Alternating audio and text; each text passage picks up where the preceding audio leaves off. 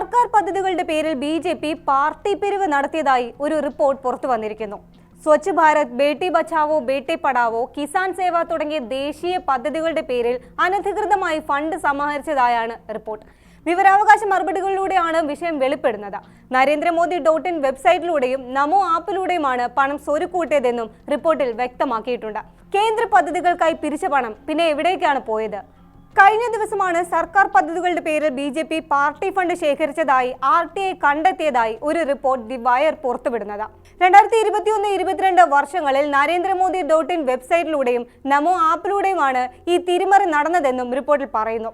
പൊതുജനങ്ങൾ സംഭാവന നൽകിയ ഫണ്ടുകൾ ദേശീയ പദ്ധതികളിലേക്ക് എത്തിയില്ല, മറിച്ച് ബി.ജെ.പിയുടെ സെൻട്രൽ ഓഫീസിലേക്ക് ഒഴുകുകയായിരുന്നു എന്നാണ് ആരോപണം.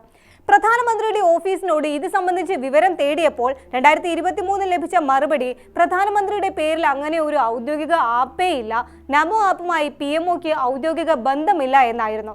അതായത് ഈ 3 കേന്ദ്ര മന്ത്രാലയങ്ങളും PMOയും ഒരേ സ്വരത്തിൽ പറയുന്നത് ബി.ജെ.പിക്ക് ഇത്തരത്തിൽ സർക്കാർ പദ്ധതികളുടെ പേരിൽ പണം സ്വരുക്കൂട്ടാൻ ഒരു അനുമതിയും നൽകിയിട്ടില്ല എന്നാണ്.